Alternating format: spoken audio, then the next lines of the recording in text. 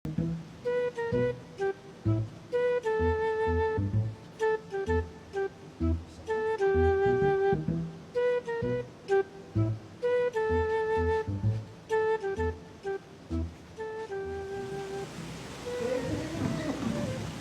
orang sokok itu. Bang.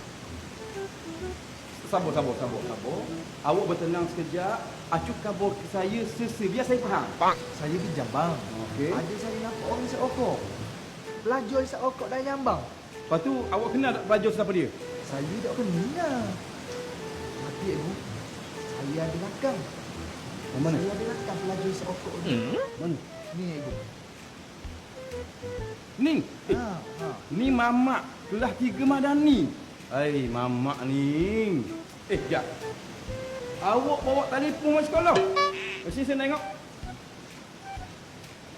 Tak ada hari ni saya rapah telefon awak sebab awak bawa telefon sekolah. Satu kesalahan kalau bawa telefon. Kejap lagi. Saya nak tanya sebelum dia. Cikgu nampak semak semua hari-hari. Cikgu pakai baju apa sebenarnya? Ni, kalau awak nak tahu, saya pakai baju batik daripada No Alpha Batik. Baju ni sedap pakai. Baru ni kalau awak nak tahu, saya pergi ke majlis VIP. Boleh ya tukar saya dengan VIP. Bang. Siap iring ni. Pergi ke meja makan. Saya kan bodoh dia. Saya bukan VIP. Saya Cikgu Zaripi. Allah lah. Tukuhannya dia. Biar saya yang pegang. Betul, Cikgu. Semangat tu. Semangat. Cikgu.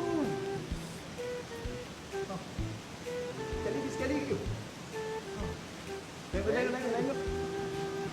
Wow, maaf. Okey, Cikgu. Bagi. Terima kasih ya. Ya, Pak. Selamat. Bang.